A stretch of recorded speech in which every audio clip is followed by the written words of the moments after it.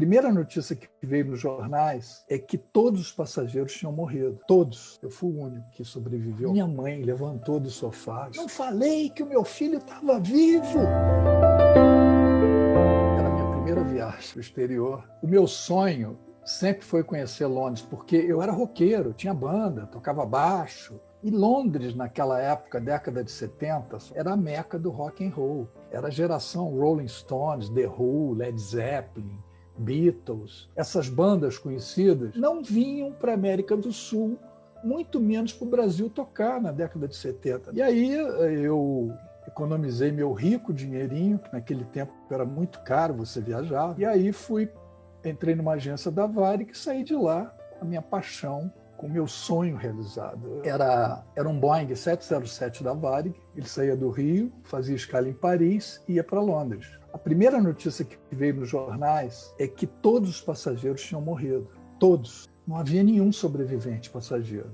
E, inclusive, tripulantes. Na minha faculdade, já tinha um comunicado com a tarja preta pregado no mural da minha faculdade, dizendo o seguinte: a Universidade Católica de Petrópolis comunica com pesar o falecimento do aluno Ricardo Trajano no desastre aéreo da Varig. Colocaram a data 12 de julho de 1973. E meu pai já estava encomendando meu sepultamento, e minha mãe, por motivos não racionais, não acreditava. Falava, meu filho está vivo, e os meus colegas indo lá para casa, clima terrível, falando assim, coitada da mãe do Ricardo, não quer cair na real. E naquele tempo, você escolhia o seu lugar lá no balcão. E passageiros de primeira viagem, cheguei lá no balcão e falei para a atendente, olha, eu quero a última fileira lá atrás. O avião lotado e do meu lado tinham 2 poltronas vagas. Ninguém viajava nela. Faltando 5 minutos, 6 minutos para o avião chegar em Paris, eu ansioso para que chegasse logo a Londres, começou uma fumaça pequena, atrás de mim na projeção do toalete. Mas uma fumaça muito pequena. Aí o comissário foi lá com o extintor, foi lá tentar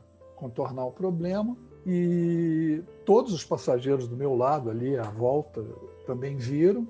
Todos ficaram com cintos e eu, por puro instinto, não tem outra explicação, eu podia ter ficado ali também, tirei meu cinto e fui andando para frente. Eu já conhecia bem o caminho, já tinha visitado a cabine 2 vezes. Quando eu cheguei lá na frente, o comissário-chefe estava lá, senhores passageiros, fiquem tranquilos, nós estamos faltando 5 minutos para chegar no aeroporto de Orly, permaneçam com os cintos, estamos contornando um problema lá atrás. Quando ele me vê andando assim, magrinho, grandão, na direção dele, falou, garoto, o que você está fazendo aí em pé, cara? E por puro instinto, intuição, até mesmo uma força divina que me empurrando para frente, fez com que eu continuasse sem jamais pensar em voltar para meu assento. A fumaça tinha tomado conta de todo o avião. Os passageiros, coitados, sentados nas poltronas, não tiveram menor reação, a fumaça foi envolvendo eles sem que eles tivessem o menor poder de reação. Uma respirada daquela fumaça já te deixava zonzo, a segunda te paralisava, a terceira você desmaiava e morria. E eu fiquei encostado também em pé na divisória da cabine, não enxergava mais os comissários que estavam a 1 metro do meu lado, e percebi que eles tinham parado de gritar, provavelmente estavam desfalecendo. Do outro lado tinha a porta da cabine que eu não enxergava mais, e aí eu não enxergava um palmo na minha frente, parecia que estava debaixo da terra. E aí, nesse momento, me veio um filme, um flashback na cabeça, me despedindo da vida, eu vou morrer, meus amigos, minha família, veio um filme todo. E senti literalmente a morte me abraçando, literalmente. E me veio calma, não sei de onde, eu fiquei calma, não me desesperei. Nesse momento, o avião teve que perder muita altura, e aí eu não conseguia ficar mais em pé e caí de bruços. Nessa hora foi um barulho assim descomunal, e aí conseguiu parar.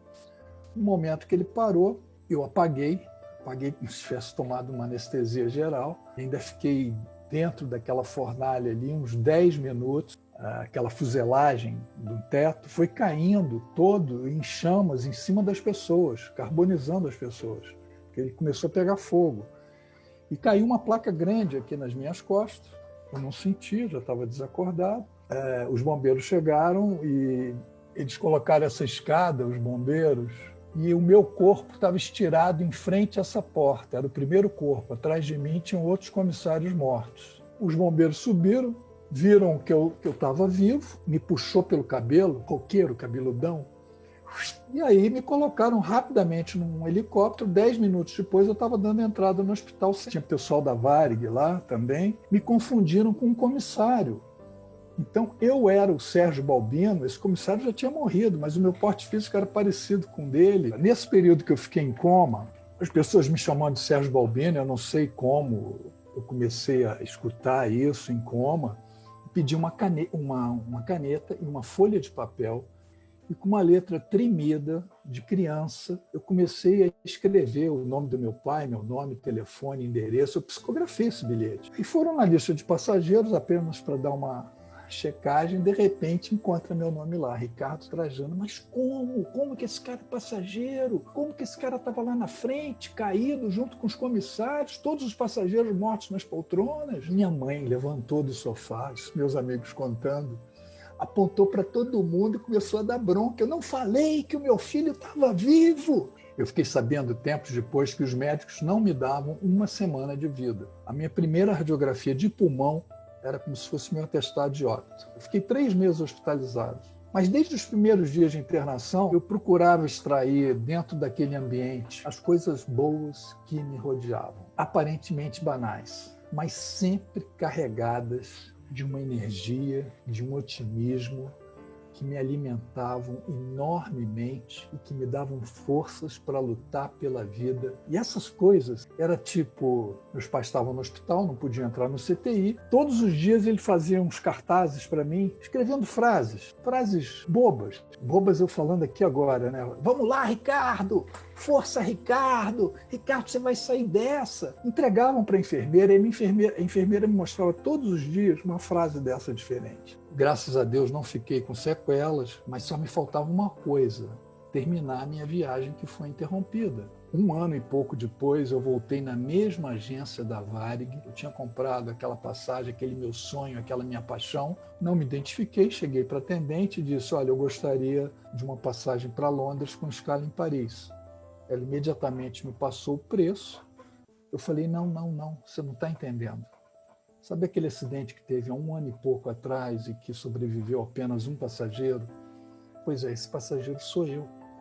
Acontece que eu paguei, juntei meu rico dinheirinho, paguei à vista a minha passagem, não cheguei nem na primeira escala da ida. Você não acha que a Varig tinha que me dar outra passagem?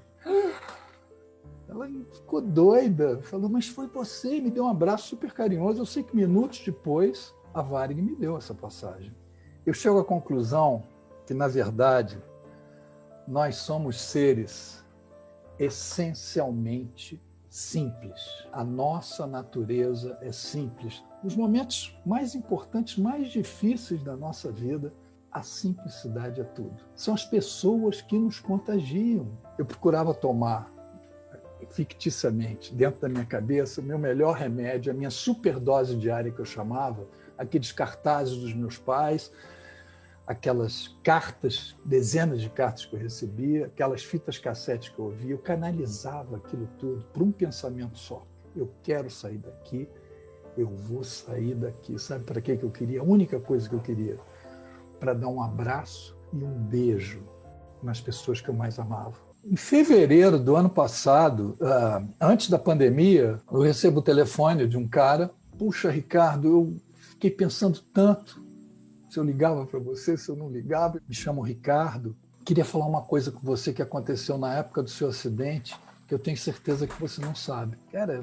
mas o que aconteceu? Ele falou: pois é, eu conheci 2 pessoas que iam pegar o seu voo e na hora H eles não pegaram o voo. Eu falei: mas como? Como que isso aconteceu? Eles estavam em São Paulo, na ponte aérea, que eles iam pegar o voo do Rio, o avião saía do Rio, fazia Rio, Paris, Londres. E lá no balcão da Varig, com a passagem e tudo, o pessoal da Varig falou: olha, infelizmente, vocês não vão poder embarcar nesse avião porque está lotado. Mas eles falaram: olha, mas como vocês vão para a Itália, ele vai fazer uma escala na Espanha e vai para a Itália, para onde vocês vão. Tudo bem? Eles falaram: tudo bem. Eu falei: xará, que coisa incrível, hein? Ele falou: pois é, essas 2 pessoas, uma era minha tia e a outra era minha mãe, que estava grávida de mim.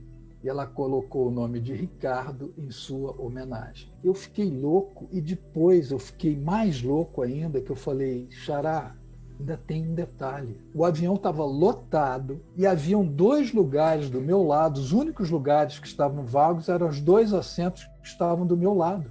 E esses assentos, provavelmente, com certeza, era da sua mãe e da sua tia. Alguma confusão que a Varig fez e falou que o avião estava lotado, mas os lugares dela estavam ali, vagos. E na hora da confusão não, na hora que começou a fumaça ali pequena, a reação que eu tive imediata de sair dali e ir para frente, de repente, se a sua mãe, se a sua tia tivessem ali do lado, eu não tivesse tido essa mesma reação, talvez por não querer incomodá-las.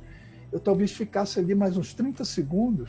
E se eu ficasse esse tempo ali, eu não estaria aqui hoje. Você imagina um Boeing 707 lotado, todos os passageiros mortos. Aí eu coloquei essa pergunta no ar. Eu falei, gente, isso é o destino, é o acaso, é uma força divina? O que é isso? Eu tenho uma receita de bolo minha que o meu principal ingrediente é de não se vitimizar. É claro que a gente tem outros ingredientes. Eu tenho outros ingredientes para fazer aquele bolo bonito. Otimismo, bom humor, empatia, autoconfiança.